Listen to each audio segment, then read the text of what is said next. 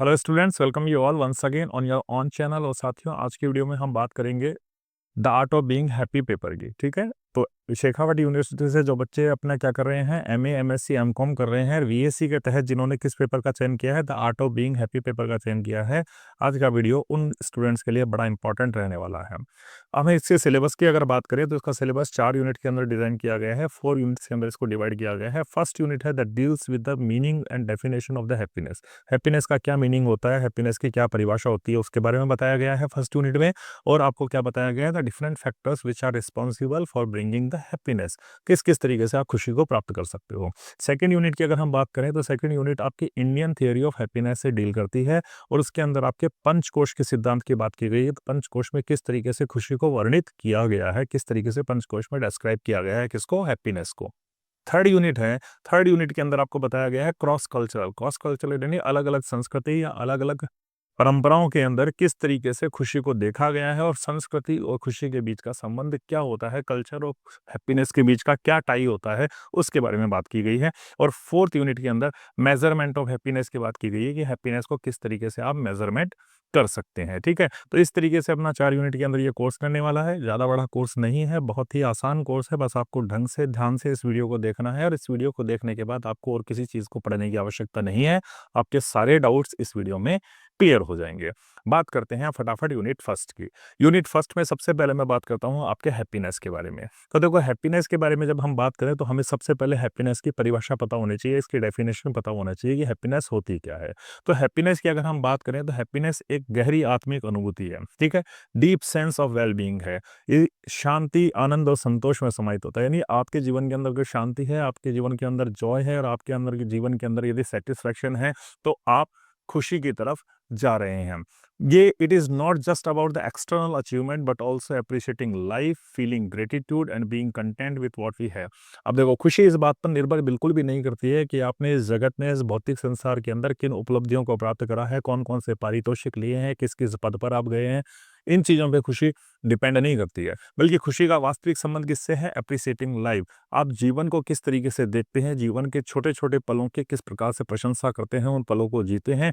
Feeling gratitude, जीवन के प्रति अपना आभार जताते हैं। And being content with what we have, और आपके पास जो कुछ है यदि आप उसे संतुष्ट हैं तो आप एक खुश व्यक्ति हैं।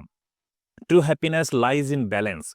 सच्ची खुशी किस चीज के अंदर है, आपके संतुलित जीवन के अंदर है। सुख और दुखों का संतुलन आपने कर रखा है, अपने क्रियाकलापों का संतुलन आप लोगों ने कर रखा है तो आप एक खुश व्यक्ति हैं। दूसरे व्यक्तियों के साथ आपके रिलेशनशिप मीनिंगफुल हैं, सार्थक हैं, सेल्फ बेस पे नहीं है, सेल्फ लेस अगर रिलेशनशिप है तो आप खुश हैं। और आपका माइंड सेट यदि पॉजिटिव है तो आप एक खुश व्यक्ति हैं। तो true happiness lies in balance, meaningful relationship and a positive mindset. एक और परिभाषा की अगर हम बात करें तो happiness is deeply connected to the meaning and purpose of in life. ठीक है, हैप्पीनेस का संबंध है, किस चीज से संबंध है, the meaning and purpose of life. आपके जीवन का अर्थ क्या है और आपके जीवन का उद्देश्य क्या है। अगर आपको अपने जीवन का अर्थ पता है, मीनिंग पता है और आपको ये पता है कि जीवन में आपका उद्देश्य क्या है, किस चीज को आप प्राप्त करना चाहते हैं, तो आप खुशी है। इसी के संबंध में एक आपके रशियन साइकोलॉजिस्ट हैं डिमिट्री लियोन्टिव, इनकी एक परिभाषा दी गई है। और मैंने ये परिभाषा इसलिए उठाई है क्योंकि डिमिट्री लियोन्टिव को आपके सजेस्टेड रीडर के अंदर डाला गया है, इसमें यूनिवर्सिटी के सिलेबस के अंदर। तो इनकी परिभाषा की बहुत अच्छी परिभाषा है, इसलिए आपको याद रखनी चाहिए कि डिमिट्री लियोन्टिव क्या कहते हैं। True happiness is not just about the temporary pleaser but about how meaningful one finds their life. देखो, सच्ची खुशी केवल क्षणिक आनंदों में नहीं है, मोमेंट्री प्लीजर के अंदर नहीं है, बल्कि इस चीज के अंदर है कि आप जीवन का अर्थ किस तरीके से ग्रहण करते हैं। यानी यदि आपको अपने जीवन का अर्थ मिल गया या आपने अपने जीवन में किसी अर्थ को पा लिया तो आपको मीनिंगफुल अगर आपकी लाइफ हो गई तो आप सही रूप मायने में खुश मिजाज व्यक्ति हैं। व्हेन पीपल एक्सेप्ट रिस्पॉन्सिबिलिटी, जैसे ही व्यक्ति किसको एक्सेप्ट करते हैं, अपनी जिम्मेदारी को एक्सेप्ट करते हैं, अंडरस्टैंड लाइफ सिग्निफिकेंस, जीवन के महत्व को समझ जाते हैं, तो वास्तव में सच्ची और गहरी खुशी आपको उसी दिन प्राप्त होती है। तो टेम्पररी प्लेजर में खुशी निर्भर नहीं करती है, बल्कि ये क्या है, एक अंदर से आने वाली अनुभूति है। और जब आप अपनी जिम्मेदारियों को समझ जाते हैं, जब आप अपने जीवन को समझ जाते हैं, जीवन के महत्व को समझ जाते हैं, उस दिन सच्चे मायने में आप क्या हो जाते हैं, अंदर से खुश हो जाते हैं। ठीक है, अब बात करते हैं, देखो, खुशी के कुछ सामाजिक सोशल फैक्टर्स और एनवायरमेंटल फैक्टर्स की बात की गई है। ठीक है, ये टॉपिक 1 है। मैंने टॉपिक में डिज़ाइन कर दिया कि एक-एक टॉपिक जैसे आपके सिलेबस में दिया गया है, ठीक वैसे ही मैं सारा का सारा आपको क्लियर करवाऊँगा कि social and environmental factors of happiness. तो ऐसे कौन-कौन से कारक हैं, ऐसे कौन-कौन से फैक्टर्स हैं जिनसे सोशल और एनवायरमेंटल कौन-कौन से फैक्टर्स हैं जिनसे खुशी का संबंध है, उनके बारे में बात की गई है। तो हमारे जीवन को या हमारे जीवन में खुशी जो है वो सोशल और एनवायरमेंटल दोनों ही फैक्टर से क्या रहती है, इन्फ्लुएंस्ड रहती है, दोनों ही फैक्टर से ये प्रभावित रहती है। क्योंकि हम जिस सोसाइटी में रहते हैं, हम जिस वातावरण में रहते हैं, वही हमारे जीवन को क्या करता है, वही हमारे जीवन को शेप करता है, वही हमारे जीवन में सेटिस्फैक्शन लेकर के आता है। इसलिए सोशल और एनवायरमेंटल फैक्टर्स दोनों ही हमारी खुशी को प्रभावित करने वाले कारक हैं। तो हम इन दोनों कारकों की बात करेंगे। सोशल फैक्टर्स कौन-कौन से हैं? सोशल फैक्टर्स की अगर हम बात करें कि हमारे जीवन में कौन-कौन से सामाजिक कारक या सोशल फैक्टर्स हैं जो हमारी खुशी को प्रभावित कर सकते हैं, तो उनमें सबसे पहला है हमारा रिलेशनशिप एंड सोशल सपोर्ट। सामाजिक रूप से हमें क्या समर्थन मिल रहा है और रिलेशनशिप हमारे संबंध कैसे हैं, उन पे हमारी सोशल फैक्टर्स इस सोशल फैक्टर पे हमारी खुशी बड़ी निर्भर करती है। अगर हमारे पारिवारिक रिश्ते मजबूत हैं, अपने परिवारजनों से हमारा गहरा संबंध है, हमारे परिवारजनों से हम बेहद प्यार करते हैं, हमारी दोस्ती बड़ी मजबूत है और हम ऐसे लोगों के बीच में या ऐसी सोसाइटी में रह रहे हैं जो कोऑपरेटिव है, तो इससे हमारी खुशी निश्चित रूप से ही बढ़ जाती है। ठीक है, तो ये पहला रीज़न था कि सोशल फैक्टर्स है, अगर ये चीज़ हमारे पास सोसाइटी के अंदर है, तो हम खुश रहेंगे। सेकंड है इकोनॉमिक स्टेबिलिटी। सबसे ज़रूरी चीज़ है, अगर आपके पास वित्तीय असुरक्षा है, ठीक है, फाइनेंशियल इनसिक्योरिटी है, तो आप क्या हो रहोगे, दुखी रहोगे। आप डिससैटिस्फाइड रहोगे और आप क्या हो जाओगे, दुखी हो जाओगे, है ना? तो इसीलिए खुशी के लिए क्या ज़रूरी है, सबसे पहले खुशी के लिए ज़रूरी है कि फाइनेंशियल सिक्योरिटी आपके पास होनी चाहिए। क्योंकि फाइनेंशियल सिक्योरिटी होगी तो आपका स्ट्रेस लेवल कम हो जाएगा और इससे आपको अपॉर्च्युनिटी मिलेगी किस चीज़ की, एक बेहतर गुणवान जीवन जीने की, गुणवत्तापूर्ण जीवन की आपको क्या मिलेगी, एक अपॉर्च्युनिटी का अवसर प्रदान करता है। तो इकोनॉमिक स्टेबिलिटी भी ज़रूरी है। तीसरी है वर्क एंड एम्प्लॉयमेंट। इस समाज में अगर हमारे पास अच्छा काम है, अगर हमारे पास एक प्रतिष्ठित काम है, अगर हम इस जीवन में अपने कार्य के माध्यम से अपनी जीवन को यापन कर पा रहे हैं, जीवन सही तरीके से कर पा रहे हैं और उस जॉब जो भी कर रहे हैं, हम वर्क जो भी कर रहे हैं, उस वर्क से अगर हम सैटिस्फाइड हैं, तो निश्चित रूप से ये भी हमारी खुशी में योगदान देता है।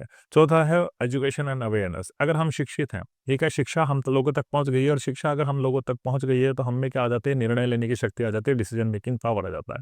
और जिस दिन हमें डिसीजन मेकिंग पावर आ जाता है, हमारा कॉन्फिडेंस लेवल भी हाई हो जाता है, तो हम खुश हो जाते हैं। तो ये एजुकेशन एंड अवेयरनेस ये भी एक इम्पॉर्टेंट चीज़ है। और 5वीं अगर हम बात करें तो सोशल इक्वलिटी। इस समाज में अगर हम ऐसे समाज के अंदर रह रहे हैं जो सोशल इक्वलिटी पे बेस है, जिसके अंदर सभी को समान अवसर मिल रहे हैं, जिसके अंदर सभी को समान न्याय मिल रहा है, जिसके अंदर सभी को सुरक्षा प्रोवाइड कराई जा रही है, तो निश्चित रूप से हम खुशी होंगे। तो ये सारे के सारे कुछ सोशल रीज़न्स थे, सोशल फैक्टर्स थे जिन पे हमारी खुशी क्या करती है, डिपेंड करती है। अगर हमारे पास हम ऐसी सोसाइटी में रह रहे हैं जिसके अंदर हमें ये सारी चीज़ें प्रोवाइड हो रही है, तो हम निश्चित रूप से ही खुश होंगे।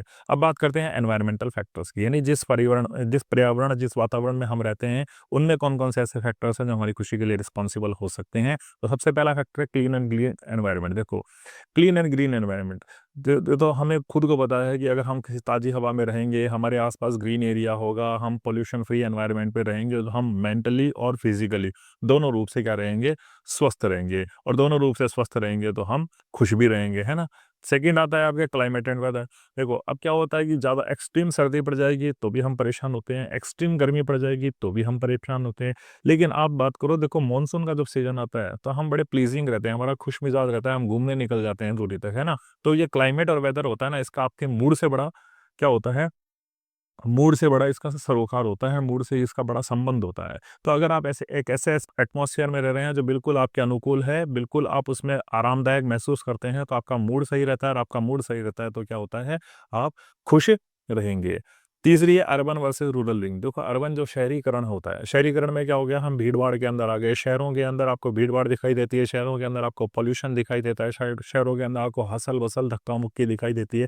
तो ऐसा वातावरण क्या होता है, हमारी मेंटल और फिजिकल दोनों ही हेल्थ के लिए नुकसानदायक होता है और हम उसमें पीस नहीं प्राप्त कर पाते, शांति प्राप्त नहीं कर पाते। जबकि रूरल एटमॉस्फेयर की अगर हम बात देखें तो क्या रहते हैं, कम लोग हैं, भीड़-भाड़ वहाँ पे कम है, शुद्ध वातावरण है, इतना ज़्यादा ट्रैफिक वहाँ पर नहीं है। तो ऐसे माहौल में हम रहते हैं तो हमें पीस मिलती है, हमें शांति मिलती है, लोगों के साथ सौहार्दपूर्ण हमारे रिश्ते होते हैं और वो हमारी खुशी के लिए रिस्पॉन्सिबल होते हैं। ठीक है? फोर्थ आता है सेफ्टी एंड इंफ्रास्ट्रक्चर। अगर आप एक ऐसे वातावरण में रह रहे हैं जहाँ पे आपको क्या मिल रहा है, वेल प्लान्ड सिटीज़ हैं, अच्छी स्वास्थ्य, गुड हेल्थ फैसिलिटीज़ आपको मिल रही है और ट्रांसपोर्टेशन फैसिलिटीज़ मिल रही है, तो इससे आपके जीवन के अंदर सैटिस्फैक्शन आता है और आप खुश रहते हैं। और फोर्थ है सस्टेनेबल लाइफ। सस्टेनेबल लाइफ का मतलब होता है पर्यावरण के अनुकूल जीवन शैली और प्रकृति से जुड़ाव। यानी आपका अगर इस प्रकृति से जुड़ाव है, इस प्रकृति का दोहन करने की बजाय आप क्या करते हैं, इस प्रकृति के साथ जीना चाहते हैं, इस प्रकृति के साथ जीते हैं, प्रकृति को पूजते हैं, तो क्या होता है, आप खुश रहेंगे। तो प्रकृति भी आपकी खुशी के लिए बहुत रिस्पॉन्सिबल है। ठीक है, तो ये क्या थे, आपके सारे के सारे सोशल और एनवायरमेंटल फैक्टर्स थे जो हमारी खुशी के लिए ज़रूरी थे। फिर टॉपिक सेकंड आपके कोर्स में दिया गया है physical, emotional and psychological wellbeing. ठीक है, अब इन तीनों को पढ़ना है कि फिजिकल तो कौन कौन से कारक है जो हमारी खुशी के लिए जिम्मेदार हैं, इमोशनल कौन से हैं और साइकोलॉजिकल कौन से हैं, इन तीनों की भी बात करते हैं। तो हमने सोशल की बात कर ली, एनवायरमेंटल की बात कर ली, अब हम बात करते हैं किसकी, फिजिकल वेलबींग। शारीरिक खुशी कैसे मिलती है, शारीरिक खुशी कैसे मिलती है, अगर हमारी लाइफ स्टाइल हेल्दी है, हम प्रॉपर डाइट ले रहे हैं, हम रेगुलर एक्सरसाइज कर रहे हैं, हम पर्याप्त नींद ले रहे हैं, तो हमारे जीवन में खुशी रहेगी। दूसरा, डिजीज प्रिवेंशन, डिजीज यानी बीमारियों से दूर है। गुड हेल्थ, जैसे देखो हम कहते भी हैं कि पहला सुख निरोगी काया। तो अगर काया निरोगी है, अगर आपके शरीर में बीमारियों से ग्रसित नहीं है, आप स्वस्थ महसूस कर रहे हैं, तो ये आपके स्ट्रेस को कम करता है और आपको जीवन में एक्टिव बनाता है। जब आप एक्टिव होते हैं तो आपको उस खुशी को महसूस होता है। एनर्जी लेवल, आपकी फिट बॉडी है, ठीक है, आपकी फिट बॉडी है तो आपका एनर्जी लेवल उतना ही हाई होगा, और उतना ही आपका एनर्जी लेवल हाई होगा तो दिन के जो काम करते हैं, जो डेली टास्क करते हैं आप, उनको और बढ़िया तरीके से करेंगे। तो ये भी आपके लिए बहुत ज़रूरी है खुशी लाने के लिए। तो ये फिजिकल चीज़ें हैं जो आपके शारीरिक क्रियाओं से जुड़ी हुई है। अगर आपके शरीर में ये सारी चीज़ें होगी, अगर फिजिकली रूप से आपके पास ये सारी चीज़ें होगी, तो आप निश्चित रूप से खुशी होंगे। दूसरी बात करते हैं इमोशनल वेलबींग, कि इमोशनली हमें कौन-कौन सी चीज़ चाहिए, तो सेल्फ अवेयरनेस एंड एक्सप्रेशंस। अगर हम खुद को जानते हैं, अगर हम स्वयं को समझते हैं और हम अभिव्यक्त कर पाते हैं अपने आप की भावनाओं को, अपने अंदर के भावों को अगर अभिव्यक्त कर पाते हैं, तो हम फ्री महसूस करेंगे, हल्का महसूस करेंगे और हम खुश होंगे। कुछ लोग होते हैं वो अंदर ही अंदर घुटते हैं, तो ऐसे लोग खुश नहीं रह पाते। तो सेल्फ एक्सप्रेशन अगर आप लोगों के अंदर है, सेल्फ अवेयरनेस, आपको अपनी काबिलियत का पता है, तो आप खुश रहेंगे। हेल्दी रिलेशनशिप, दूसरे लोगों के साथ अगर आपके पॉजिटिव इंटरेक्शंस है, दूसरे लोगों के साथ अगर आप पॉजिटिवली बिहेव करते हैं, दूसरे लोगों के साथ अगर आप कोऑपरेट रहते हैं, पीपल आपके साथ कोऑपरेट है, आपके फैमिली फ्रेंड्स आपके पास कोऑपरेट है और वो इमोशनली आपको सपोर्ट करते हैं, तो इससे आपका एकाकीपन दूर होता है। और जब हम एकाकीपन महसूस नहीं करते तो हम भी बड़े खुश रहते हैं। ये इमोशनल लेवल पे हमें खुशी देने वाली चीज़ है। और स्ट्रेस मैनेजमेंट, देखो सबसे बड़ी बात है कि आप तनाव से किस प्रकार लड़ते हैं, तनाव का सामना किस प्रकार करते हैं, ये हमारे जीवन में खुशी के लिए बहुत ज़रूरी है। तो अगर आप मेडिटेशन करते हैं, अपनी रुचियों में अपने आप को लगाते हैं और क्या करते हैं, रिलैक्सेशन टेक्निक को अपनाते हैं जिनसे कि स्ट्रेस को कम किया जा सके, तो उससे आपका तनाव कम होता है। और तनाव कम जब हमारे जीवन में होता है तो वो भी हमारे लिए खुशी लेकर के आता है। तो ये कुछ इमोशनल चीज़ें थी जो हमारे जीवन में खुशी के लिए लाने के लिए आवश्यक है। अब करते हैं साइकोलॉजी की बात, मानसिक रूप से, ठीक है? तो हमने क्या देख लिया, इतनी सारी चीज़ें देख ली। हमने देख लिया फिज़िकल लेवल पे कहाँ पे होता है, हमने देख लिया सोशल कौन-कौन से बैकग्राउंड है, एनवायरमेंटल कौन-कौन से बैकग्राउंड है, और साइकोलॉजिकल कौन-कौन से बैकग्राउंड है जिनसे हमें खुशी मिल सकती है, उनकी बात कर लेते हैं। पॉजिटिव थिंकिंग, अगर आप ऑप्टिमिस्टिक हैं, जीवन के प्रति आपका एटीट्यूड कैसा है, पॉजिटिव है, तो आप क्या हैं, निश्चित रूप से ही आप खुशी होंगे, आपको मेंटल पीस मिलेगी और आप खुशी की तरफ जा रहे होंगे। दूसरा रेज़िलेंस, सहन शक्ति, आप चीज़ों को सहन कर सकते हैं और आपके अंदर क्या है, कॉपिंग स्किल है, जीवन की परेशानियों से निपटने की क्षमता अगर आपके अंदर है, आप चैलेंज को फेस कर सकते हैं जीवन के, तो निश्चित रूप से ही आपकी मानसिक जो हेल्थ है, मानसिक स्वास्थ्य वो मजबूत होगा और आप खुशी की तरफ अग्रसर होंगे। सेंस ऑफ पर्पस, देखो जीवन में अगर आपका कोई उद्देश्य ही नहीं है, आपको पता ही नहीं है कि मुझे जीवन में क्या करना है, अगर तो आपके पास करने के लिए कुछ भी नहीं है। तो जीवन में अगर हमें हमारे लक्ष्यों का पता नहीं होता है तो हम दुखी हो जाएँगे। तो एक मीनिंगफुल जीवन जीने के लिए, एक मीनिंगफुल जीवन को जीने के लिए हमें क्या करना पड़ेगा, हमें अपने व्यक्तिगत गोल्स बनाने पड़ेंगे। और जब हम व्यक्तिगत गोल्स बनाएँगे तो हम मीनिंगफुल एक्टिविटीज़ में जब अपने आप को लगा देंगे, उनको परस्यू करेंगे, तो निश्चित रूप से एक लॉन्ग टर्म हैप्पीनेस जो है वो हमारे पास आएगी। ठीक है? तो इस तरीके से हमने जब इन 3 चीज़ों को देखा तो हमें ये मालूम पड़ा कि अगर हम फिज़िकल और इमोशनल और साइकोलॉजिकल रूप से मजबूत होंगे, ठीक है? फिज़िकल, इमोशनल और साइकोलॉजिकल रूप से अगर हम उन चीज़ों को पूरा करेंगे जो चीज़ हमारी खुशियों के लिए ज़रूरी है, तो निश्चित रूप से ही लाइफ़ में हमारे सैटिस्फैक्शन आएगा और हम क्या बन जाएँगे, हम खुश हो जाएँगे। फिर टॉपिक 3 दिया गया है खुशी का शरीर विज्ञान का हार्मोनल आधार। कुछ हार्मोन्स भी हैं, है ना? हमारे फिजियोलॉजिकल और हार्मोनल बेसिस ऑफ हैप्पीनेस, ये भी कुछ हमारे पास है। ये खुशी शरीर और शारीरिक, देखो happiness is deeply connected to the physiological and the hormonal process in the body. हमारे शरीर के अंदर कुछ ऐसे हार्मोन हैं और हमारे शरीर के अंदर कुछ ऐसी क्रियाएं हैं जिन पे हमारा शरीर की खुशी या हमारे जीवन में खुशी बहुत निर्भर करती है। तो कौन कौन सी वो चीज़ें हैं उनके बारे में थोड़ा सा बात कर ले हैं। प्रमुख हार्मोन कौन कौन से हैं। सबसे पहले एक डोपामाइन नाम का हार्मोन होता है। इस डोपामाइन हार्मोन को हम क्या कहते हैं, रिवार्ड हार्मोन। देखो क्या होता है कि कभी भी आप जीवन में किसी उपलब्धि को प्राप्त करते हो तो उपलब्धि को प्राप्त करने के बाद में आपको रिवार्ड मिलता है। वो आपके मोटिवेशन को बढ़ाता है, वो आपकी खुशी को बढ़ाता है, वो आपके सेटिस्फैक्शन को बढ़ाता है, ठीक है। तो जब भी आपके जीवन में आपकी उपलब्धियों को सराहा जाता है, आपकी उपलब्धियों को रिवार्ड मिलता है, उस समय ये हार्मोन आपके अचीवमेंट्स के दौरान क्या होता है, रिलीज होता है बॉडी के अंदर और ये आपको क्या देता है, खुशी देता है। तो डोपामाइन को क्या कहते हैं हम, डोपामाइन को हम रिवार्ड हार्मोन भी कहते हैं। दूसरा है सेरोटोनिन। सेरोटोनिन क्या होता है, मूड स्टेबलाइजर है। देखो अगर आपका मूड बहुत ज़्यादा फ्लक्चुएट होता है, आपका किसी काम में मन नहीं लगता है, आपका मन शांत नहीं रहता, आपका मन इधर-उधर भटकता है, तो ये हार्मोन आपकी बॉडी में प्रॉपर सनलाइट ले रहे हो, प्रॉपर एक्सरसाइज कर रहे हो और आप हेल्दी डाइट ले रहे हो ना, तो सेरोटोनिन नाम का हार्मोन आपकी बॉडी के अंदर रिलीज होता है। इसको हम मूड स्टेबलाइजर कहते हैं, यानी आपके मन के भटकने को ये कम कर देता है, मूड स्विंग को ये कम कर देता है और मूड स्विंग को कम करने से आपके जीवन में क्या होता है, खुशी आती है, तनाव कम हो जाता है और आपके इमोशनल बैलेंस, जो भावनात्मक संतुलन है, उसके अंदर सुधार आ जाता है। फिर आता है एंडोर्फिन्स। एंडोर्फिन्स एक और हार्मोन है, इसको नेचुरल पेन किलर कहते हैं, ठीक है। एंडोर्फिन्स को क्या कहते हैं हम, नेचुरल पेन किलर कहते हैं। ये क्या होता है, ये आनंद की अनुभूति कराता है, तनाव और दर्द को कम करता है। व्यायाम और हंसी के दौरान इसका स्राव अधिक होता है। यानी अगर आप क्या कर रहे हैं, अगर आप एक्सरसाइज कर रहे हैं, अगर आप जोर जोर से हंस रहे हैं, लाफ्टर कर रहे हैं, सच्ची हंसी हंस रहे हैं, तो उस दौरान ये आपका हार्मोन रिलीज होता है और आपके जो दर्द, जिस चीज़ को अभी तक आप महसूस कर रहे थे, उन दर्द को ये कम करता है। फिर आता है अपना ऑक्सीटॉक्सिन। ऑक्सीटॉक्सिन को देखो लव हार्मोन भी कहते हैं। ये ना इनके ये जो हम ये नाम है, ये याद रखने हैं आपको। ऑक्सीटॉक्सिन को लव हार्मोन भी करते हैं। आपस की बॉन्डिंग को दर्शाता है, ट्रस्ट को दर्शाता है और आपके सामाजिक रिश्तों को दर्शाता है, ठीक है। सोशल कनेक्शंस प्रमोटिंग, वैसे प्रेम हार्मोन भी कहा जाता है, जो संबंध, विश्वास और सामाजिक जुड़ाव को बढ़ावा देता है। भावनात्मक सुरक्षा की भावना को ये मजबूत करता है, ठीक है। अब हार्मोन की बात कर ली, अब हम देखते हैं हमारी शारीरिक ऐसी कौन सी क्रियाएं होती हैं, शारीरिक ऐसे कौन से प्रोसेस होते हैं जो हमारी खुशी को प्रभावित करते हैं। तो देखो सबसे पहले ब्रेन एक्टिविटी। ब्रेन एक्टिविटी का मतलब क्या हो गया कि आपके प्री फ्रंटल कॉर्टेक्स और लिम्बिक सिस्टम आपकी इमोशंस, भावनाओं को और आपके डिसीजन मेकिंग और आपकी हैप्पीनेस को क्या करते हैं, नियंत्रित करते हैं। यानी मस्तिष्क में अगर स्वस्थ मस्तिष्क होगा और स्वस्थ मस्तिष्क यदि होगा तो उसकी क्रियाएं स्वस्थ होगी, वो सही तरीके से काम करेगा। ब्रेन, क्योंकि जब हमारे दिमाग का सीपीयू होता है तो इसका स्वस्थ रहना बहुत ज़रूरी है और अगर ये स्वस्थ होगा तो एक स्वस्थ रूप से आपको रखेगा, जो आपकी खुशी के लिए क्या होते हैं, जिम्मेदार होते हैं। नर्वस सिस्टम, हमारा तंत्रिका तंत्र जो होता है ना, स्वायत्त तंत्रिका तंत्र विशेष रूप से पैरासिम्पैथेटिक प्रणाली विश्राम और भावनात्मक भलाई में मदद करते हैं। यानी nervous system is also responsible for bringing the happiness to us. Gut brain connection, आंत और मस्तिष्क का संबंध। आंत में क्या होता है, माइक्रोबायोम सेरोटोनिन के उत्पादन को प्रभावित करता है। कि आंत में एक तत्व होता है जिसको कहते हैं माइक्रोबायोम, और माइक्रोबायोम से क्या होता है, सेरोटोनिन आता है। और सेरोटोनिन हमें पता है किस चीज़ को करते हैं, जो मूड स्टेबलाइजर होता है वो होता है।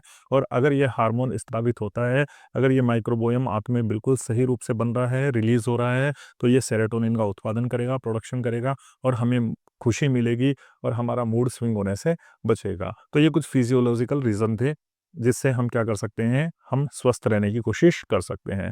चौथा टॉपिक जो फर्स्ट यूनिट के अंदर दिया गया है वो है तनाव से किस तरीके से आप सामना करेंगे, कोपिंग विद स्ट्रेस। स्ट्रेस का सामना किस तरीके से करते हैं। जो स्ट्रेस है that is the inevitable part of life, यानी हमारे जीवन में तनाव तो आएगा, ये तो पक्की गारंटी है, बिना तनाव के हमारा जीवन तो नहीं हो सकता। लेकिन उस तनाव अगर आ जाए तो उससे हमें सही ढंग से कैसे निपटना है, इफेक्टिवली कैसे निपटना है, वो हमारी खुशी के लिए बहुत ज़रूरी होता है। यानी तनाव को निपटने की क्षमता अगर आपके अंदर है तो आप निश्चित रूप से खुशी व्यक्ति हो सकते हैं। Coping with stress is not just about the temporary relief. अगर आप तनाव से निपट रहे हैं तो आपको क्या चाहिए, टेम्पररी रिलीफ नहीं चाहिए, बल्कि एक ऐसी स्किल है जो आपको मानसिक और शारीरिक रूप से क्या करती है, स्वस्थ बनाती है। यानी अगर आप में तनाव से निपटने की क्षमता है तो आप मेंटली रूप से बड़ा स्ट्रांग होंगे, फिजिकली रूप से बड़ा स्ट्रांग होंगे। क्यों? क्योंकि आपको पता है कि जीवन में किसी भी तरीका का कोई हमारे स्ट्रेस क्यों ना आ जाए, हम उसका सामना करने के लिए पूरी तरीके से तैयार हैं। तो लाइफ कोपिंग स्किल के अंदर आपका तनाव से निपटने की बात की गई है। किस किस तरीके से तनाव का निपट सकते हैं हम, उनके बारे में बात करी गई है। तनाव का सामना हम किस किस तरीके से कर सकते हैं उसके बारे में बात करते हैं। तो देखो, सबसे पहले तनाव का सामना हम कैसे कर सकते हैं? हम तनाव का सामना कैसे कर सकते हैं? सचेतना और गहरी सांस लेने का अभ्यास मन को शांत करता है, चिंता को कम करता है। ठीक है? सचेतना, सचेतना का मतलब क्या हो गया? माइंडफुलनेस। अगर आप माइंडफुलनेस हैं, आप सजग हैं चीज़ों के प्रति और डीप ब्रीथिंग अगर आप करते हैं, कभी कहते हैं ना कि गुस्सा आ जाता है तो गहरी सांसें लो। तो गहरी सांसें लेने से क्या होता है? हमारा मन शांत हो जाता है और मन जब शांत हो जाता है तो जो चिंताएँ थी उनका स्तर कम हो जाता है और हम स्ट्रेस से निपटने के बारे में सोच सकते हैं। फिजिकल एक्टिविटी, ठीक है?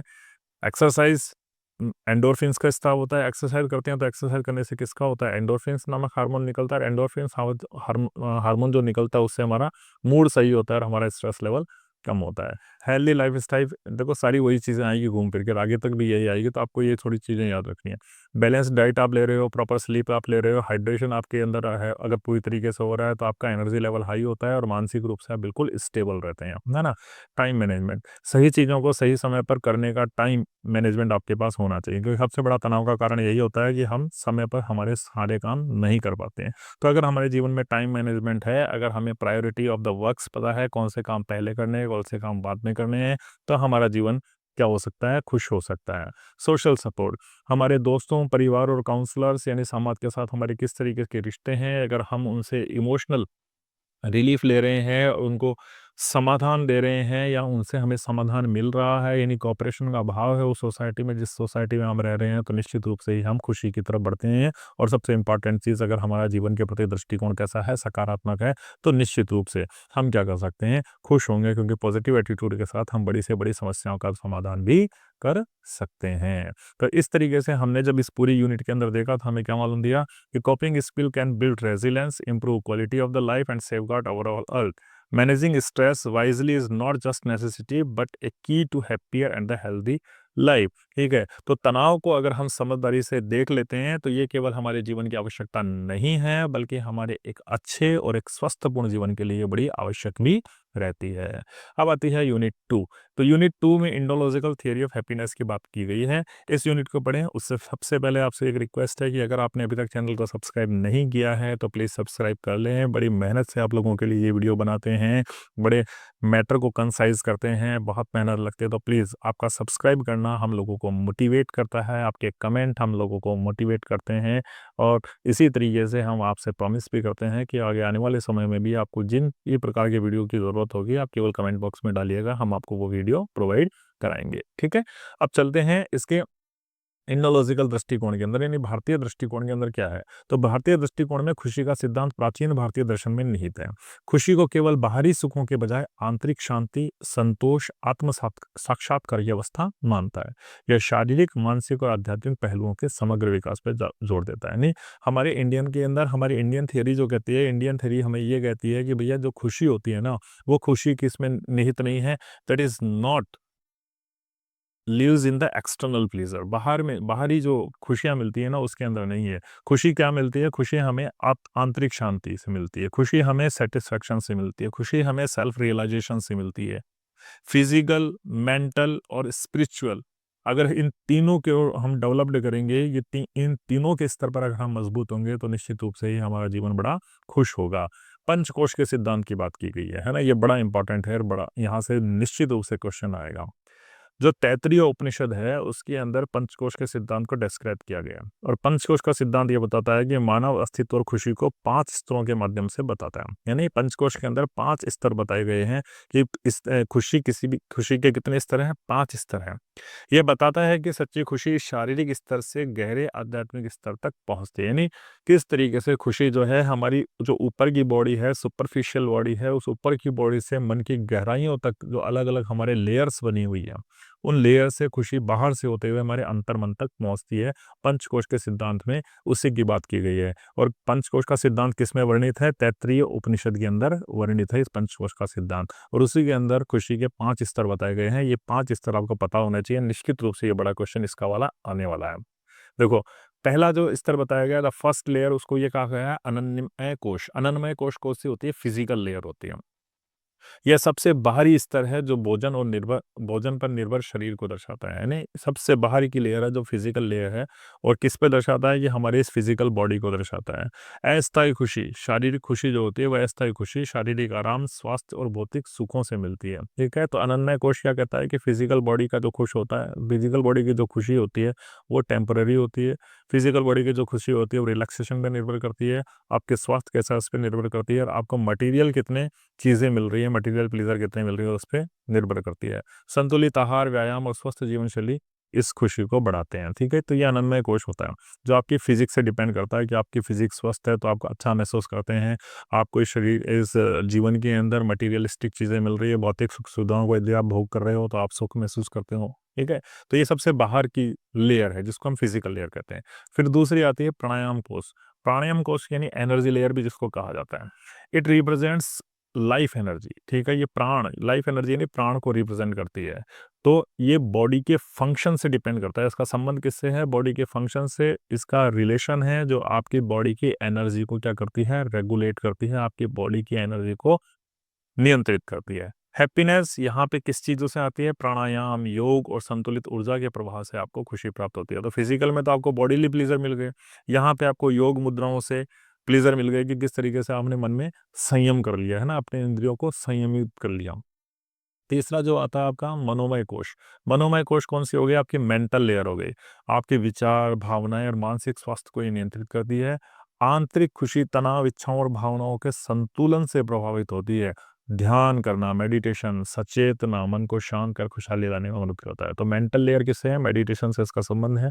मेंटल लेयर माइंडफुलनेस यानी खुद को जानने से इसका संबंध है, और जब आप ये करने लगते हो तो निश्चित रूप से आप खुश होते हो। ये थर्ड लेयर मनोमय कोश बताई गई है। ठीक है, फोर्थ लेयर आपको बताया गया है विज्ञानमय कोश, विजडम लेयर, यानी विजडम, विजडम यानी ज्ञान, नॉलेज से संबंध जिसका है, यानी अगर आप ज्ञान पा रहे हो, ज्ञान के पीछे जा रहे हो, ज्ञान को परस्यू कर रहे हो, तो वो ज्ञान का परस्यू करना आपके जीवन में खुशी लेकर के आता है। ठीक है, यह ज्ञान और विवेक से जुड़ा हुआ स्तर है। आत्म जागरूकता यानी सेल्फ अवेयरनेस आती है, और मोरल जीवन को यह दर्शाता है। जब व्यक्ति ज्ञान को प्राप्त करता है तो भौतिक इच्छाओं से मुक्त होता है, तो वास्तविक खुशी मिलती है। देखो, जब आपको ज्ञान मालूम पड़ गया, परम ब्रह्म के बारे में मालूम पड़ गया, उस ईश्वर के मालूम पड़ गया, जगत पिता परमेश्वर के बारे में मालूम पड़ गया, तो आप उसकी ओर आकर्षित होते हो, और मटेरियलिस्टिक चीजें जिनसे आप अभी तक बने हुए थे उनको आप छोड़ते हो। तो यहाँ से आपकी खुशी आती है। स्पष्ट सोच और आत्मविश्लेषण से यह खुशी और भी ज्यादा मजबूत होती है। ये चौथा कोष था जिसको हम विजडम लेयर कहते हैं। फिर आता है आपका आनंदमय कोष, सबसे अंदर की लेयर है ब्लिस लेयर। ठीक है, जब आप सब कुछ छोड़ करके केवल और केवल उस परमपिता परमेश्वर, उस शून्य के अंदर चले जाते हैं, तो ये सबसे गहरा स्तर है जो शुद्ध आनंद, शांति और आध्यात्मिक सुख यानी स्पिरिचुअल ब्लिस को ये दर्शाता है। यहाँ पे आपको आत्मा साक्षात्कार हो जाता है और आत्मज्ञान हो चुका होता है। और जब आप इस अवस्था में चल जाते हैं तो आपका जो आनंद है, जो आपका प्लीजर है, वो कैसा होता है, आपका हमेशा हमेशा रहने वाला होता है, परमानेंट प्लीजर होता है जिसको हम आनंद कहते हैं। भक्ति, ध्यान, निस्वार्थ सेवा आपको यहाँ तक पहुंचाती है। तो ये 5 कोष थे, पंचकोश का सिद्धांत दिया गया है। आपको ये पंचकोश याद रखने हैं, 100% ये आपका क्वेश्चन आने वाला है। तो पंचकोश का सिद्धांत आपको ये बताता है कि खुशी केवल शारीरिक या मानसिक नहीं होती है, बल्कि गहराई से आध्यात्मिक भी होती है। बाहरी सुखों से आंतरिक आनंद की यात्रा सच्ची संतुष्टि और शांति की ओर लेकर के जाती है। ठीक है, तो ये याद रखना है। इसमें दूसरा टॉपिक दिया गया है स्व और पर का विचार। तो सेकंड यूनिट का सेकंड टॉपिक है यानी खुद के बारे में और दूसरों के विचार। देखो, अब जो खुशी होती है ना, वो ना तो स्वयं से मिलती है ना दूसरों से मिलती है, बल्कि उन दोनों के बीच में एक संतुलन का होना जरूरी है। स्व और पर की अवधारणा खुशी को समझने में महत्वपूर्ण भूमिका निभाती है। खुशी केवल व्यक्तिगत अनुभव नहीं है, बल्कि हमारे दूसरे व्यक्तियों से कैसे संबंध है, सामाजिक हमारा कॉपरेशन कैसा है, और हमारे अंदर किस तरीके से सामूहिकता की भावना है, उस चीज पर हमारी खुशी बहुत ज्यादा डिपेंड करती है। स्व यानी व्यक्तिगत संतोष, व्यक्तिगत पहचान, और आपका पर यानी ये समाज और समाज के लोगों से आपका संबंध। इन दोनों के बीच में अगर आपका संतुलन है, तभी आप क्या होंगे, सही मायने में खुश होंगे। ठीक है, तो आप स्व और पर यानी सेल्फ और अदर, इन दोनों टर्म्स को ध्यान रखिए। सेल्फ में आप स्वयं की खुशी हो गई, सेल्फ के अंदर आपकी स्वयं की पहचान हो गई, सेल्फ के अंदर आपकी स्वयं की उपलब्धियां हो गई, और पर यानी दूसरे लोगों से, समाज से, समाज के व्यक्तियों से आपके किस तरीके के संबंध है। इन दोनों के बीच में जब संतुलन होगा, तभी आपको सच्ची खुशी प्राप्त होगी। अब इन दोनों को देखते हैं, स्व और पर की व्यक्तिगत खुशी। स्व स्तर happiness at the self level comes from self awareness. ठीक है, सेल्फ लेवल पे खुशी कहाँ से आती है? आपके पास आत्म साक्षात्कार है, आप सेल्फ अवेयरनेस है, आपकी पर्सनल ग्रोथ हो रही है, आपकी इमोशनल स्टेबिलिटी है, तो आप स्वयं खुश हो रहे हैं, यानी पर्सनल खुशी। स्व की खुशी, philosophical tradition like Vedanta and existentialism emphasise the inner happiness through the self realisation. देखो, हमारे यहाँ कुछ दार्शनिक सिद्धांत है, वेदांत और हमारे एग्जिस्टेंशियलिज्म की थ्योरी ये कहती है कि आत्म साक्षात्कार के माध्यम से आपको आंतरिक खुशी हो जाती है, यानी आपका अगर खुद से सरोकार हो गया, आपके खुद के बारे में जान लिया, आपने अपने स्पिरिट को पहचान लिया, स्पिरिचुअलिटी के स्तर पर आप चले गए, तो आपको आंतरिक रूप से खुशी मिलेगी। ये स्व के विचार है सारे के सारे, है ना, ध्यान रखना। फिर तीसरी वो कहती है कि अगर आप ध्यान करते हो, स्वयं करते हो, आत्म-विश्लेषण करते हो, व्यक्तिगत उपलब्धियाँ आपके जीवन में अगर पर्सनल अचीवमेंट्स आपके आते हैं, तो आपके लिए ये खुशी को लेकर के आते हैं। तो ये सी किस तरीके से आप स्व लेवल पे, यानी पर्सनल लेवल पे आपको खुशियाँ कैसे मिलती है, एक व्यक्ति को खुशियाँ कैसे मिलती है, उसके बारे में बात की गई है कि आप किस-किस तरीके से खुशियाँ प्राप्त कर सकते हो। और सामाजिक स्तर पर जब सामाजिक संबंधों की बात करते हैं, तो कैसे होती है? खुशी संबंधों, सहानुभूति और सामाजिक संबंधों से भी प्रभावित होती है, ठीक है? बहुत जिस सोसाइटी में आप रह रहे हैं, जिन लोगों के बीच में रह रहे हैं, उन लोगों के साथ आपका रिलेशन क्या है, उन पे भी खुशी निर्भर करती है। Maslow hierarchy of Maslow, Maslow एक साइकोलॉजिस्ट हैं, उन्होंने देखा है कि मनुष्य के जीवन में कई प्रकार की आवश्यकताएँ होती हैं और उन आवश्यकताओं को अगर हम पूरा कर देते हैं, तो हमारे जीवन में खुशी आती है। जैसे प्रेम, अपनापन, आपके सामाजिक समर्थन, दीर्घकालिक खुशी के लिए आवश्यक है। यानी लोगों के, अगर आपको लंबी खुशी चाहिए, आपको हैप्पीनेस चाहिए जीवन के अंदर, आपको एक परमानेंट हैप्पीनेस चाहिए, तो आप जिन जो लोगों के बीच में रह रहे हो, उन लोगों से आपको कितना प्रेम है, कितना अपनापन उन लोगों में आपके प्रति है, आपका उन लोगों के लिए है, और कितना आपको सोसाइटी कोऑपरेट करती है, तो आपकी एक अच्छी खुशी के लिए बहुत ज़रूरी है। दूसरों की मदद करना, सामुदायिक कम्युनिटी की सेवा करना और पॉजिटिव संबंध बनाना, पॉजिटिव रिलेशन में रहना, ये आपकी खुशी को बढ़ाते हैं। तो ये स्व और पर की भावना थी। सच्ची खुशी के लिए इन दोनों का संतुलन होना बहुत ज़रूरी है। यानी देखो, अब आप स्वयं खुश हो, तो भी सच्ची खुशी आपके जीवन में नहीं है। आप क्या पर्सनल उपलब्धियाँ ले ली, समाज में एक अच्छा पद आपने ले लिया, आप स्वयं स्वयं के स्वार्थों की पूर्ति कर पा रहे हो, तो भी आप खुश नहीं हो। और केवल दूसरे लोग जो हैं, वो आपका सपोर्ट करते हैं, लेकिन आप पर्सनल लेवल पे खुश नहीं हो, तो भी आप खुश नहीं हो। तो सच्ची खुशी के लिए क्या होना चाहिए? आपका दोनों के बीच में क्या होना चाहिए? संतुलन होना चाहिए। दोनों के बीच में एक बैलेंस होना चाहिए, यानी स्व और पर के बीच में आपका बैलेंस होना चाहिए। एक्सेसिव फोकस ऑन सेल्फ, बहुत अधिक आत्म केंद्रित अकेलापन, स्वार्थ और अलगाव का कारण बन सकते हैं, जिससे खुशी कम हो सकती है। यानी बहुत ज़्यादा अगर आप सेल्फ पे डिपेंड होते हैं, तो आप लोनलीनेस फील कर सकते हैं, आप सेल्फिशनेस फील कर सकते हैं, इससे आपको आइसोलेशन मिलेगा और आपकी खुशी के अंदर कमी हो जाएगी।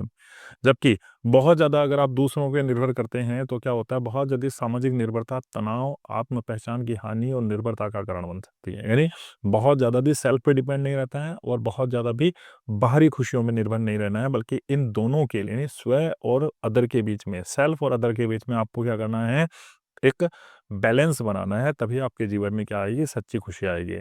तो सच्ची खुशी तब आती है, जब व्यक्ति अपने व्यक्तिगत कल्याण को बनाए रखते हुए सामाजिक संबंध भी विकसित करता है, यानी समाज के अंदर भी आपके रिलेशनशिप डेवलप होते हैं और आप पर्सनल ग्रोथ भी करते हैं, तभी आप एक ट्रू हैप्पीनेस को प्राप्त कर सकते हैं। थर्ड पॉइंट आपका दिया गया है सेकंड यूनिट के अंदर, वो किससे डील करता है? Hierarchy of happiness. खुशी को किस पायदान पे, किस तरीके से पायदान पे रखेंगे? तो खुशी क्या है? एक मल्टी डायमेंशियल एक्सपीरियंस है, एक बहुआयामी अनुभव है, एक मल्टी डायमेंशियल ये एक्सपीरियंस है, और अलग-अलग चरणों में इसका क्या होता है, अ डेवलपमेंट होता है।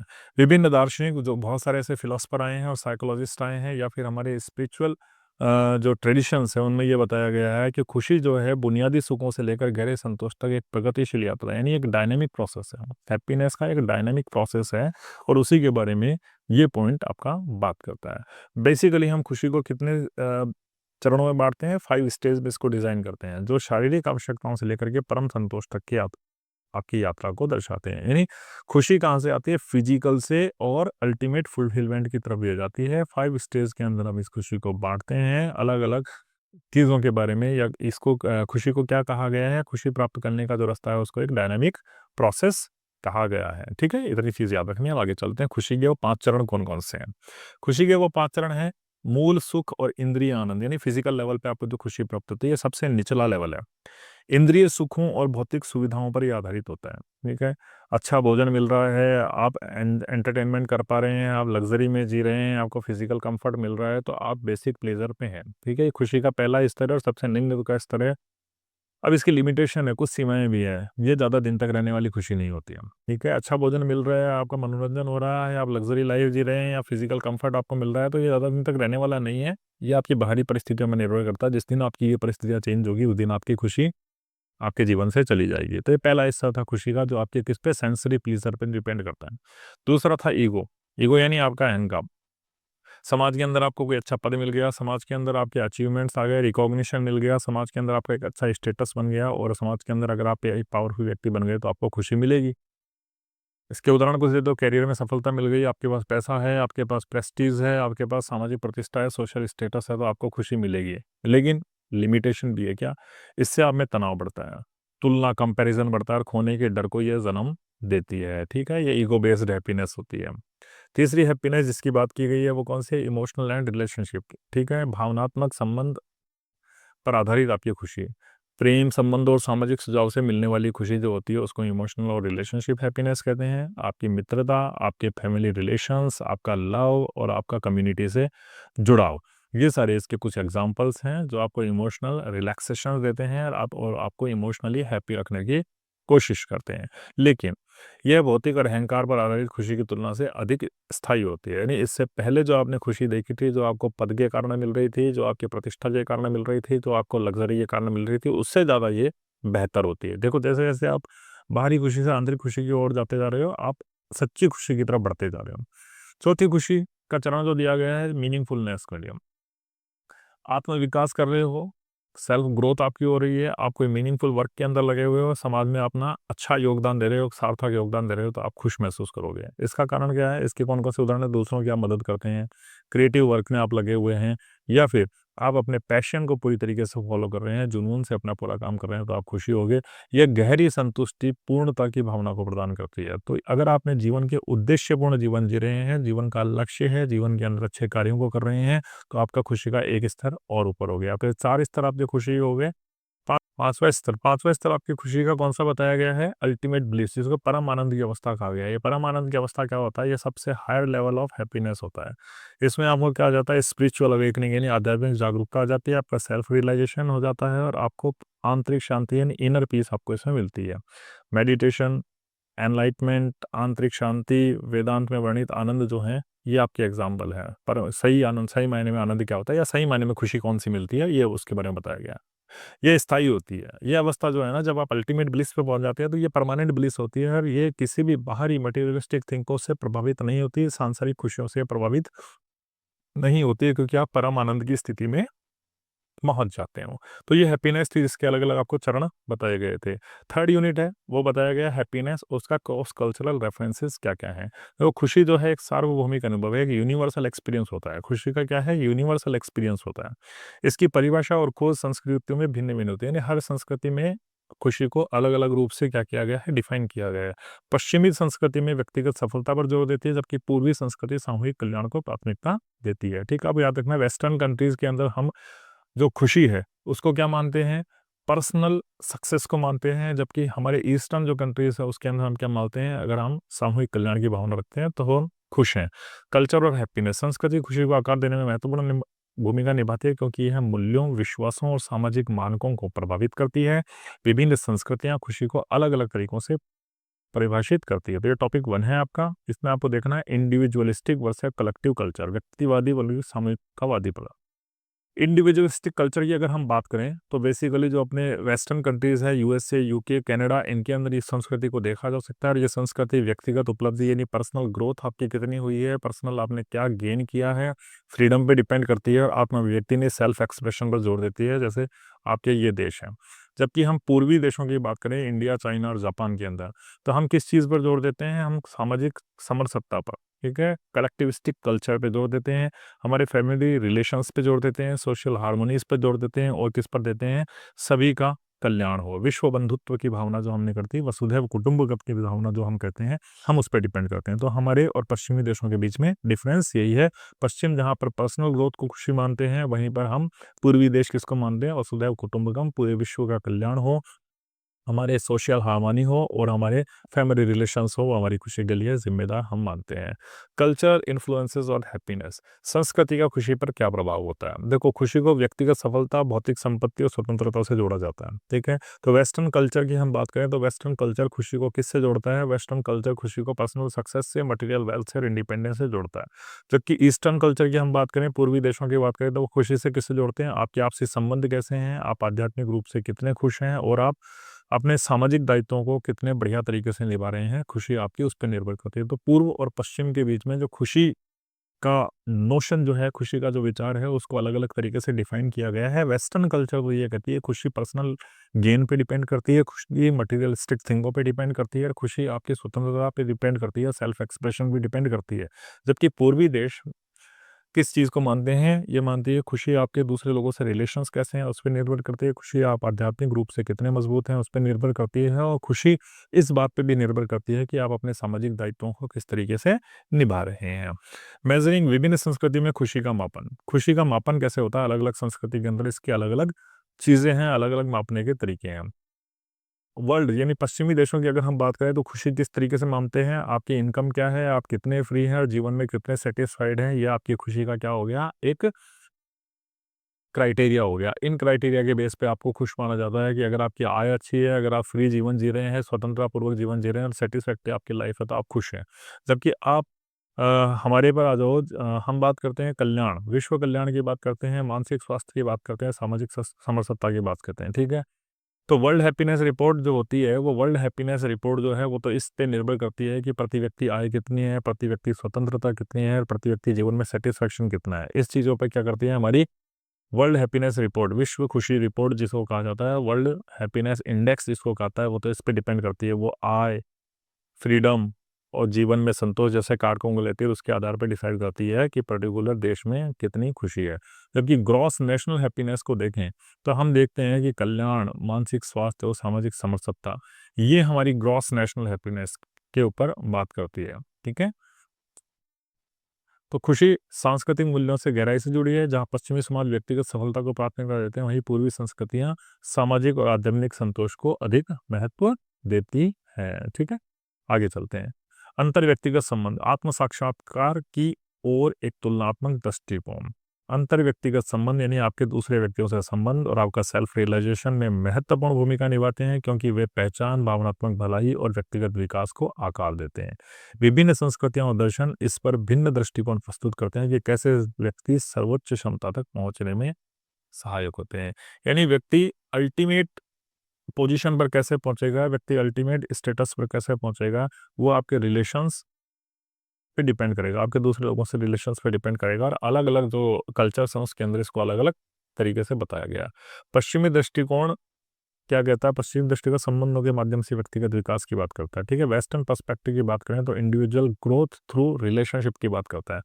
पश्चिमी मनोविज्ञान विशेष रूप से मास्लो ने जो आवश्यकता का पदानुक्रम सिद्धांत दिया है, वो आत्म साक्षात्कार को व्यक्तिगत संतुष्टि का उच्चतम स्तर मानता है। यानी आत्म साक्षात्कार यानी सेल्फ रियलाइजेशन हो गया, तो आप संतुष्ट हो, आप खुश हो।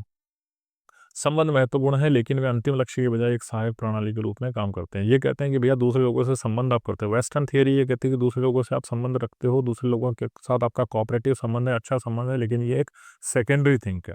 ये एक एग्जिस्टेंस के रूप में आपके काम करेंगे, लेकिन आपके लिए अल्टीमेट गोल क्या है? आत्म साक्षात्कार को प्राप्त करना, तभी आपको सच्ची खुशी मिलेगी।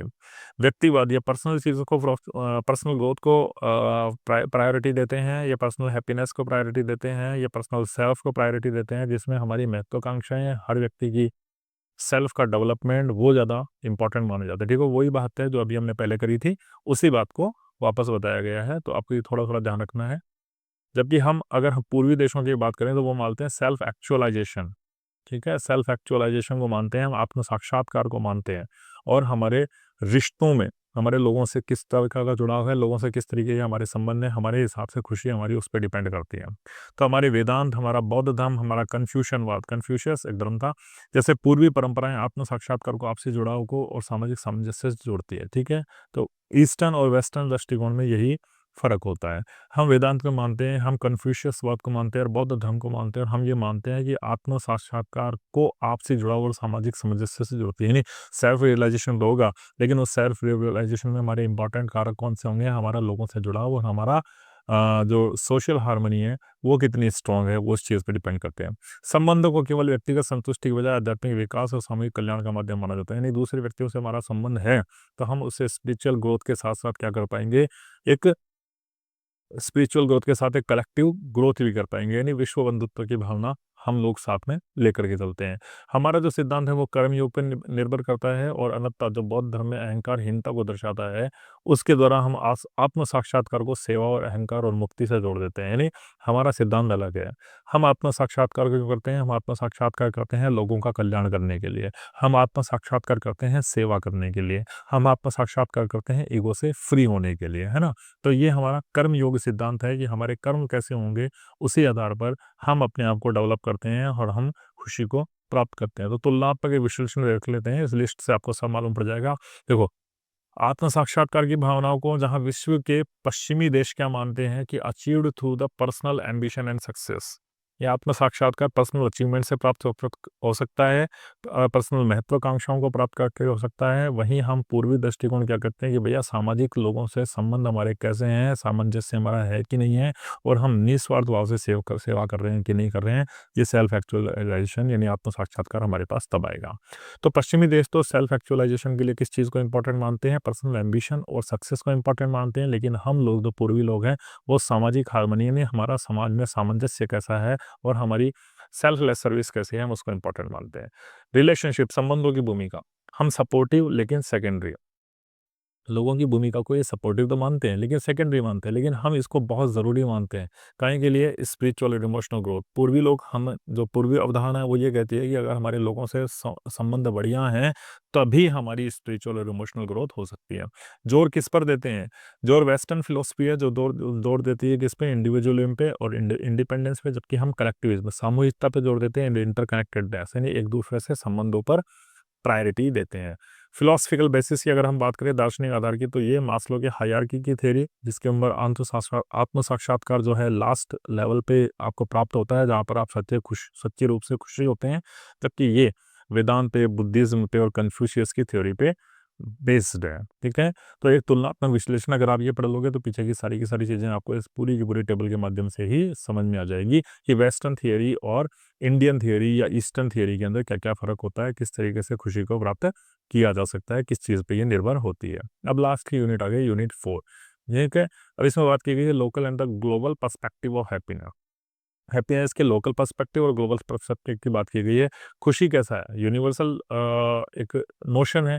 इसकी परिभाषा स्थानीय और वैश्विक स्तर पर भिन्न-भिन्न होती है। स्थानीय खुशी संस्कृति, परिवार और समुदाय से जुड़ी होती है, जबकि वैश्विक खुशी अर्थव्यवस्था, शासन और जीवन की गुणवत्ता पर निर्भर करती है। ठीक है? ये बात ध्यान रखनी है और ये बड़ी आसान सी बात है कि हम पर्सनल लेवल पे खुश होंगे जब हमारी संस्कृति, हमारे कल्चर के लोग खुश हैं, परिवार में हमारे संबंध बढ़िया हैं और सोसाइटी में हमारे बढ़िया तरीके के रिश्ते हैं। लेकिन एक पूरे होल लेवल पे अगर आप देखोगे तो वैश्विक खुशी किस पर निर्भर करती है? आपकी जीडीपी क्या है, एडमिनिस्ट्रेशन क्या है और आपका क्वालिटी लाइफ कितनी आप जी रहे हो, उसका आपकी खुशी निर्भर करती है। खुशी को मापने के प्रमुख संकेतक, किस-किस तरीके से आप खुशी को माप सकते हो? तो विभिन्न संकेतकों का प्रयोग किया गया है खुशी को मापने के लिए, जो किस पे डिपेंड करते हैं? जो डिपेंड करते हैं व्यक्तिगत कल्याण पे और सामाजिक प्रगति पर। इसके माध्यम से हम ये नापते हैं कि कितना व्यक्तिगत कल्याण हुआ, कितना पर्सनल आपका बेनिफिट हुआ और कितनी आपने सोशल प्रोग्रेस करी है। ये संकेतक जीवन संतोष और समग्र खुशी को प्रभावित करने वाले कारकों को समझने में मदद करते हैं। सब्जेक्टिव वेलबींग, एक है खुशी मापने का, व्यक्तिगत जीवन में संतोष और भावनात्मक अनुभव, इकोनॉमिक स्टेबिलिटी, ये सारी वही बातें फिर आ गई। आय स्तर, रोजगार दर, वित्तीय सुरक्षा, हेल्थ एंड लॉन्गेविटी, शारीरिक मानसिक स्वास्थ्य और स्वास्थ्य सेवाओं की उपलब्धता। ठीक है? ये इंडेक्स है किस किस चीज़ का हम खुशी का मापते हैं। हम सब्जेक्टिव लेवल पे, पर्सनल ग्रोथ पे, व्यक्तिगत जीवन के पर्सनल संतुष्टि पे, इकोनॉमिकली स्टेबिलिटी, उसका स्वास्थ्य और दीर्घायु के स्तर पर, और सामाजिक सहयोग और संबंधों के स्तर पर, फ्रीडम एंड गवर्नेंस, स्वतंत्रता और शासन पर, और एनवायरमेंटल क्वालिटी, इन सब पे बेस्ड होकर के हम क्या करते हैं, एक खुशी की रिपोर्ट बनाते हैं, विश्व खुशी रिपोर्ट। तो इन संकेतों का उपयोग करके विश्व खुशी रिपोर्ट जैसे वैश्विक रैंकिंग में देशों के खुशी के स्तर को मापने के लिए किया जाता है। तो कोई भी देश हो कि कोई देश कितना खुश है, उसको हम कैसे मापेंगे, ये अलग अलग चरण बताए गए हैं। पर्सनल लेवल पे व्यक्ति कितना खुश है, इकोनॉमिकली लेवल पे वो कितना खुश है, हेल्थ के लेवल पे वो कितना खुश है, सोशल लेवल पे वो कितना खुश है, वो अपने देश के प्रशासन पे और वहाँ से मिलने वाली स्वतंत्रता से कितना खुश है, और वहाँ उस देश की पर्टिकुलर एनवायरनमेंट क्वालिटी क्या है। इन 6 चीज़ों को जज करके क्या बनाई जाती है, विश्व खुशी रिपोर्ट बनाई जाती है। वर्ल्ड हैप्पीनेस रिपोर्ट यहाँ पर बनाई जाती है। ठीक है? सूची का सूचकांक, खुशी का सूचकांक क्या होता है? खुशी सूचकांक एक मापदंड है जिसका उपयोग व्यक्तियों और समाजों की भलाई और जीवन में संतोष का आकलन करने के लिए किया जाता है। यह विभिन्न कारकों को ध्यान में रखता है और देश की रैंकिंग करता है। ठीक है? तो खुशी की रैंकिंग कैसे होती है, मैं उसके बारे में आपको बताता हूँ। ये मैंने वही सारी चीज़ें पूरी बता दी, इसलिए मैंने डिटेल में यहाँ पे एक्सप्लेन नहीं करा। खुशी नापने की अलग-अलग चीज़ें हैं। व्यक्तिगत संतोष, आप अपने जीवन से कितने संतुष्ट हैं? आप अपने जीवन में वो चीज़ कर पा रहे हैं कि नहीं कर पा रहे हैं, जिस चीज़ के बारे में आपने सोचा था? आप इकोनॉमिकली आर्थिक समृद्ध, आर्थिक यानी इकोनॉमिक फाइनेंशियल सिक्योरिटी कितनी आपके पास है, वो भी आपकी खुशी उस पे भी आपकी खुशी निर्भर करती है। समाज में आपका कैसा कोऑपरेशन है, लोगों के साथ आपके कैसे रिलेशनशिप है, कैसा व्यवहार है, उसपे आपकी खुशी निर्भर करती है। हेल्थ एंड आपका स्वास्थ्य कैसा है, आपकी आयु में वृद्धि है कि नहीं है, आपका जीवन स्तर में सुधार है कि नहीं है, उस पे भी आपकी खुशी डिपेंड करती है। फ्रीडम एंड गवर्नेंस, आपके देश में जो सरकार है, वो किस तरीके का काम कर रही है, उस सरकार के कामों को लेके आप पे संतुष्टि है कि नहीं है, वो सरकार आपको कितनी स्वायत्तता दे रही है, कितनी स्वतंत्रता दे रही है, इस पे भी आपकी खुशी निर्भर करती है। उदारता, आप उदार हैं कि नहीं हैं, आप केवल लेने में विश्वास करते हैं या फिर आप देते भी हैं या फिर आप अ, ऐसा काम नहीं करते हैं, ठीक है? यानी अगर आप परोपकार करते हैं, आप जेनरॉसिटी करते हैं, आप लोगों को दान वगैरह भी देते हैं, तो इस पे भी आपको खुशी को नापा जाता है। और सबसे last but not the least, पर्यावरण गुणवत्ता, कि जिस वातावरण में आप रह रहे हैं, वो शुद्ध है कि नहीं है, वो आपको सपोर्टिव है कि नहीं है, वो आपका उस वातावरण में आपको सही तरीके से साँस लेने का, जीने का और बेसिक नीड्स को पूरा करने का मौका मिल पा रहा है कि नहीं मिल पा रहा है, इस पे भी खुशी निर्भर करती है। तो ये सारी की सारी वो चीज़ें हैं जिनको लेकर के खुशी की हैप्पीनेस इंडेक्स को बनाया जाता है। ग्लोबल हैप्पीनेस, और ग्लोबल की बात करें तो हम ग्लोबल हैप्पीनेस रैंकिंग के अंदर क्या होता है, संयुक्त राष्ट्र द्वारा प्रकाशित वर्ल्ड हैप्पीनेस रिपोर्ट खुशी सूचकांक के आधार पर देशों की रैंकिंग करती है। फिनलैंड, डेनमार्क और स्विट्जरलैंड जैसे देश उच्च स्थान पर होते हैं, जबकि आर्थिक या सामाजिक अस्थिरता वाले देश नीचे स्थान पर होते हैं। खुशी सूचकांक नीति निर्माताओं का आर्थिक, सामाजिक और पर्यावरणीय कारकों पर ध्यान करके भलाई में सुधार करने में मदद करता है। यानी जो वर्ल्ड हैप्पीनेस रिपोर्ट बनती है, ग्लोबल हैप्पीनेस रैंकिंग बनती है, वो कुछ स्तर को लेकर के बनाई जाती है और उस स्तर में किस देश में कहाँ पे कमी रह गई है, उसको देख करके आप अपने पर्टिकुलर देश में उन चीज़ों के ऊपर भी काम कर सकते हैं। अब बात करते हैं विश्व खुशी सूचकांक में भारत की स्थिति, यानी India in global happiness indices. Bharat की स्थिति कहाँ है, उस खुशी में भारत पूरे वर्ल्ड में किस नंबर पे है, उसकी बात हम करते हैं। अब देखो, विश्व खुशी सूचकांक में भारत की रैंकिंग पिछले कुछ वर्षों में अपेक्षाकृत कम बनी हुई है, यानी भारत खुशी के रैंकिंग जो है उसमें काफ़ी निचले पायदान पर है। वर्ल्ड हैप्पीनेस रिपोर्ट 2024 में भारत को 143 देशों में से 126वां स्थान मिला है। यानी India stands eight 126th number. India किस पे है? 126th number out of 143 countries, यानी हम खुशी के मामले में बहुत पीछे हैं। 2023 में भी हमारी रैंकिंग यही थी और 2024 में भी हमारी रैंकिंग यही है। यही रैंकिंग भारत को उसके कई पड़ोसी देशों से पीछे रखती है। चीन 60 पे है, नेपाल 93 पे है, पाकिस्तान 108 पे है, लेकिन भारत की स्थिति अभी भी बहुत खराब बनी हुई है। ये रिपोर्ट के क्राइटेरिया क्या हैं, किन-किन बेसिस पे ये रिपोर्ट तैयार होती है? हमारी जीडीपी के बेस पे, हमारा जो सोसाइटी कोलैबोरेशन है, हमारा सोसाइटी कोऑपरेशन है उस पे, हमारी जो लाइफ पॉसिबिलिटी है, जीवन प्रत्याशा है उस पे, हमारी फ्रीडम पे, हमारी जेनरोसिटी पे और करप्शन पे। ये सारे ऐसे कारक हैं जिनको लेकर के वर्ल्ड हैप्पीनेस इंडेक्स बनाई जाती है और इसी आधार पर अगर हम भारत की तुलना करें तो भारत यहाँ पर 126वें नंबर पर आता है 143 कंट्रीज में से। देखो, भारत की खुशी को प्रभावित करने वाली चुनौतियाँ क्या है? कौन-कौन से कारक हैं कि भारत ऊपर नहीं आ पा रहा? तो सबसे पहला कारक तो यही है कि इकोनॉमिक डिस्पैरिटीज़ है। आर्थिक असमानता हम लोगों के बीच में है। असमान आय का वितरण हो रहा है, महँगाई बढ़ रही है। इससे सभी लोगों तक सारी ज़रूरत की चीज़ें नहीं पहुँच पा रही है या उनके पास इतने पैसे नहीं आ पा रहे हैं, इतनी आय उनकी नहीं आ पा रही है कि वो अपनी बेसिक नीड्स को पूरा कर पाएँ। तो ये सबसे बड़ा फैक्टर है जो हमारी रैंकिंग को प्रभावित करता है। मेंटल हेल्थ, अधिक तनाव है हमारे अंदर, वर्कलोड बहुत ज़्यादा है और हमारा मेंटल जो स्वास्थ्य है दैट इज़ नॉट प्रॉपर, वो सही नहीं है। क्यों? क्योंकि उसके प्रति अवेयरनेस लोगों के अंदर नहीं है कि मेंटल हेल्थ आपके जीवन के लिए कितनी ज़रूरी है, ऐसी अवेयरनेस हमारे अंदर नहीं है। तो ये चीज़ भी है जो भारत की रैंकिंग को प्रभावित करती है। तीसरी चीज़, सोशल सपोर्ट एंड रिस्पॉन्सिबिलिटी, आपका सामाजिक सहयोग और संबंध, परिवार की संरचना। आज न्यूक्लियर फैमिली होती जा रही है। पहले हमारी फैमिली क्या थी? पहले हमारी फैमिली एक सामूहिक फैमिली थी। पहले हमारी फैमिली जॉइंट फैमिली हुआ करती थी, लेकिन अब न्यूक्लियर फैमिली हो रही है, परिवार की संरचना बदल रही है, अर्बनाइजेशन हो रहा है, जिससे हमारा आपस में कोऑपरेशन है वो भी प्रभावित हो रहा है। तो ये भी भारत की रैंकिंग को प्रभावित करते हैं। कुछ एनवायरमेंटल फैक्टर्स भी हैं। धीरे-धीरे जैसे-जैसे पॉपुलेशन बढ़ रही है, पॉपुलेशन बढ़ने के साथ ही ट्रांसपोर्टेशन बढ़ रहा है, ट्रांसपोर्टेशन बढ़ने के साथ ही वायु प्रदूषण हो रहा है, वायु पॉल्यूशन हो रहा है, एयर पॉल्यूशन के कारण जलवायु परिवर्तन हो रहा है और शहरी जीवन में लोड बढ़ जाने के कारण, शहरी जीवन में भीड़ बढ़ जाने के कारण वहाँ की व्यवस्थाएँ भी है जो वो आउट ऑफ कंट्रोल हो रही है। तो ये भी एक ऐसा कारक है जो भारत में लोगों की खुशी को प्रभावित करता है।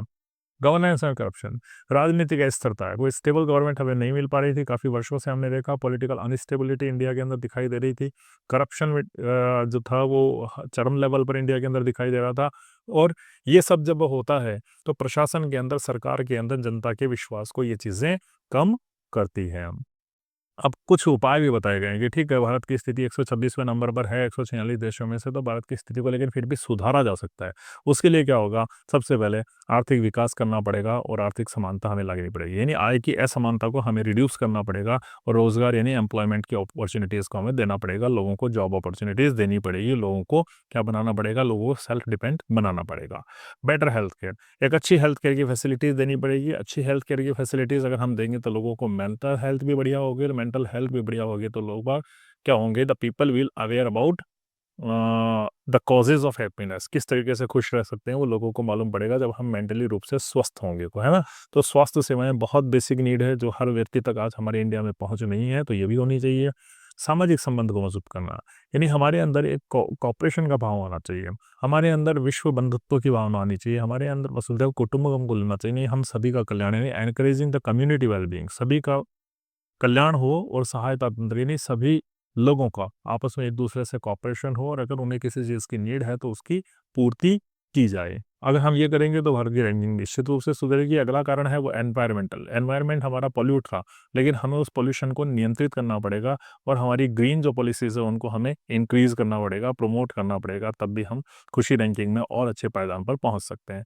फिर है ट्रांसपेरेंट गवर्नेंस, यानी अपारदर्शिता नहीं होनी चाहिए। बिल्कुल करप्शन फ्री हमारा एडमिनिस्ट्रेशन होना चाहिए। करप्शन फ्री एडमिनिस्ट्रेशन होता है तो वो पब्लिक के ट्रस्ट को गवर्नमेंट के अंदर बढ़ाता है, और अगर ऐसा होगा तो हम निश्चित रूप से ही खुशी की ओर अग्रसर होंगे। तो भारत के पास अपनी कृषि रैंकिंग सुधारने की बहुत सारी संभावना है। अब शर्त ये है कि उसमें इकोनॉमिक स्टेबिलिटी आ जाए, उसमें मेंटल हेल्थ हो जाए, बढ़िया हो जाए, सामाजिक सहयोग हो जाए, और एनवायरमेंटल स्टेबिलिटी पर हम अगर फोकस कर लें तो हम भी एक बेहतर खुशी के पायदान पर पहुंच सकते हैं। भारत की सांस्कृतिक और आध्यात्मिक परंपराएं खुशी में सकारात्मक योगदान मिलती है, यानी हम कल्चरल और स्पिरिचुअल लेवल पे हम बड़े रिच हैं, और ये पॉजिटिव इम्पैक्ट डालती है हमारे ऊपर कि ये चीज़ें ऐसी हैं जो हम व्यक्ति को खुशी की ओर अग्रसर करती है। लेकिन कुछ कमियां भी हैं, कुछ इविल्स भी हैं, जैसे असमानता, अनइक्वलिटी है, हमारा एडमिनिस्ट्रेशन शास्त्र है, और हेल्थ की जो फैसिलिटीज़ है वो वास्तव में बहुत बड़ी चुनौती हम लोगों के बनी हुई है, और इनका समाधान जब तक नहीं होगा तब तक वैश्विक स्तर पे हमारी स्थिति के अंदर कोई भी सुधार नहीं होगा। तो ये सारी चीज़ें कुछ ऐसी थी जो भारत की स्थिति को बेहतर बना सकती है, वर्ल्ड लेवल पर भारत को खुशी का जो सूचकांक है उसमें उच्च स्तर पर ले जा सकती है, अगर ये चीज़ें हो जाए तो। ये कंप्लीट सिलेबस था आपका जो इस वीडियो में मैंने कवर किया है। देखने के लिए आप सभी लोगों का बहुत-बहुत धन्यवाद, और बड़ी मेहनत से ये वीडियो बनाया, तो प्लीज़ लाइक करिए, शेयर करिए, सब्सक्राइब करिए। आपका हर सब्सक्रिप्शन और हर शेयर और हर कमेंट हमें बहुत मोटिवेट करता है। Thanks for watching. अगला वीडियो आपको किस टॉपिक पर चाहिए, please do write in the comment box and I will provide you the video. Meet you soon in the next video. Thanks a lot. Bye bye.